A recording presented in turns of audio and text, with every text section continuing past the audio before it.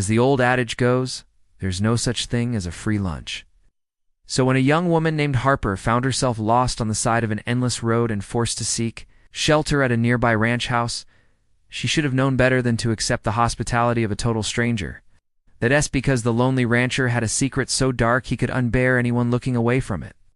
And once Harper stepped inside, he made sure she would never leave without the memory burned into her brain forever.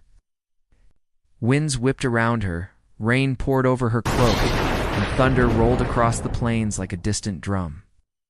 She struggled to stay upright. Finally, she saw it. High atop a nearby hill sat a lone cabin. Maybe she could make it there before the storm got any worse. But as she drew closer, lightning split the sky, revealing a terrifying sight. A man stood in the doorway, silhouetted against the light, watching her approach. She hesitated. Should she keep going or turn back? There wasn't much time to decide. The wind snatched her hat from her head and sent it tumbling down the hill. Without thinking, she spurred her horse into a gallop, racing toward the safety of the cabin. The horse slipped on a patch of mud and nearly threw her, but just as she braced for the fall, strong arms grabbed her and pulled her back up into the saddle. When she turned to thank him, she saw something that froze her blood. Staring back at her was the most haunting visage, a ruggedly handsome face etched with deep lines, shadowed eyes like chips of ice, and lips pressed in a thin, humorless line. Then slowly, ever so slowly, he gestured toward the cabin. She knew he was offering her shelter.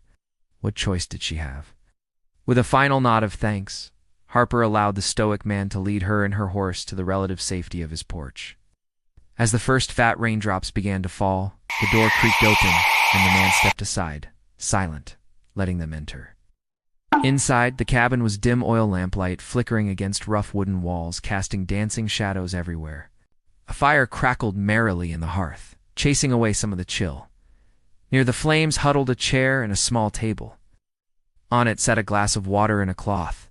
Gut. Harper set about warming her soaked cloak by the fire, while the rancher disappeared into the gloom at the back of the cabin.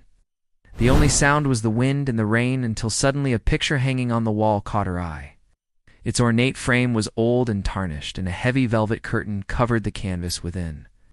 Drawn to it, Harper moved closer and gently pulled back the curtain. For a moment, she saw nothing. Then slowly, as her eyes adjusted, a horrifying image emerged from the shadows. A man and a woman stood embracing. The man's face had been crudely scratched out, but the woman's was clear and beautiful, hauntingly familiar. It was then Harper noticed another portrait nearby, and then another, each depicting the same scene, the same couple, but with the man's face erased. Whoever this man was, he had loved this woman very much. But he had also hated her enough to obliterate his memories of her from every surface he could find. But what chilled Harper to the bone was the woman in the painting. She looked exactly like her. Just then, the rancher returned, bringing more wood for the fire. At the sight of the paintings, his face hardened, and he strode toward her. "Don't," he rasped, his voice like gravel, but she didn't move. His eyes, dark pools of pain, held hers. Then as quickly as he'd appeared, he turned away and resumed feeding the fire. The silence stretched, heavy and oppressive, until Harper finally broke it. "Who is she?" she asked, nodding toward the painting. The rancher flinched, but didn't answer. He poked listlessly at the flames. His shoulders slumped, defeated. It was obvious he didn't want to talk about her, but she couldn't help herself. She felt compelled to know more. "Why have you erased him from the paintings?" Ow. The rancher finally lifted his head, eyes blazing. "Because he doesn't deserve to be remembered," he said, voice tight with emotion. "He isn't worthy." But even as he spoke, doubt clouded his features. "I'm sorry," Harper whispered, sensing his torment. "I didn't mean to pry. You must hate me for being so nosy." The rancher shook his head, eyes fixed on the flames. "No, it's all right. You remind me of her," he murmured, more to himself than to her. "And yet you are not her. Perhaps it's a good thing." His words only raised more questions for Harper. Was this woman? Why did the rancher hate the man in the paintings? And why did he seem so relieved to see someone who looked exactly like her? Before she could press him further, the rancher abruptly stood and walked behind the heavy oak table. His movements were stiff, as if he were hiding something. Then Harper noticed it, a large, ornately carved chest nestled in the corner, half hidden under the table. It looked ancient, its surface worn smooth with age. The rancher shifted restlessly, as if uncomfortable with her looking at it. She knew he was hiding something important, but she couldn't imagine what. The rancher caught her gaze lingering on the chest, and he stood abruptly. "You shouldn't be here," he growled, rising from his seat. "You should leave now." His tone brooking no argument. His eyes, hard and cold, commanded her to go. Fear pricked at Harper. Was she really unwelcome here? Had she overstayed her sanctuary? His reaction surprised her. She'd expected gruff hospitality, not hostility. But his words echoed with desperation. "Should leave," he repeated, taking a step toward the door. Now, confused, Harper rose from her chair.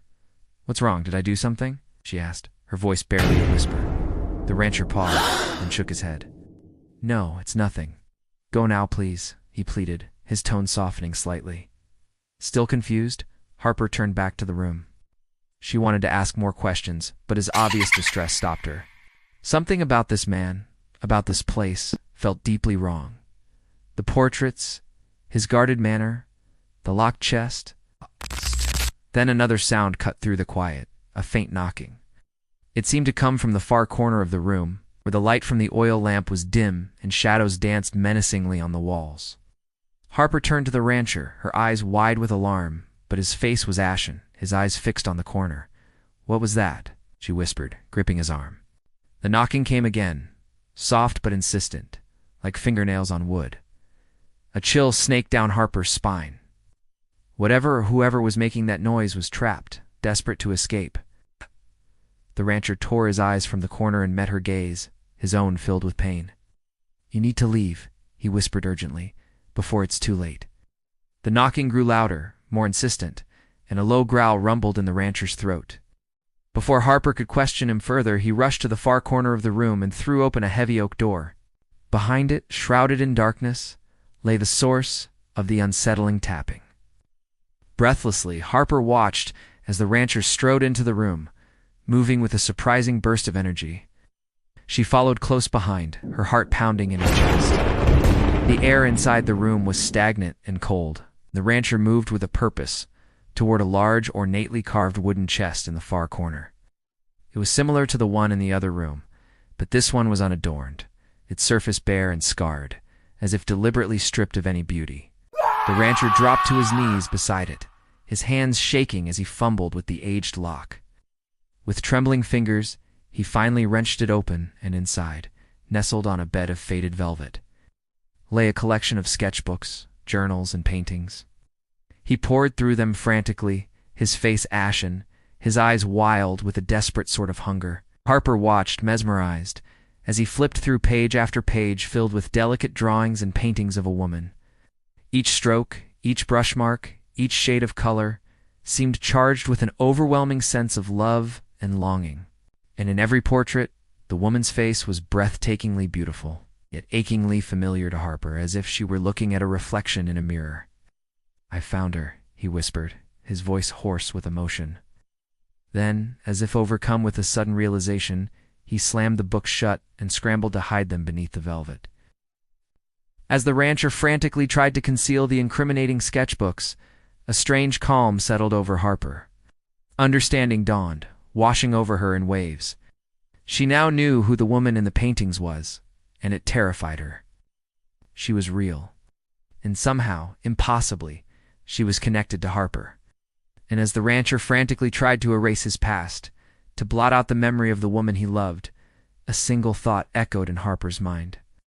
She rode away from the ranch as fast as she could, the wind whipping through her hair, the rain soaking her to the bone. Behind her, the cabin stood silhouetted against the darkening sky, a lonely sentinel guarding a dark secret. The rancher watched her go, his face etched with despair. He knew he had failed. She had seen too much. In the final moments of daylight, Harper dared a last glance back at the isolated cabin. With a final shuddering breath, Harper urged her horse forward, leaving behind the secrets and sorrows of the lonely rancher. The storm raged on, mirroring the turmoil in his soul, a torment that would echo through the empty halls of his cabin long after she was gone.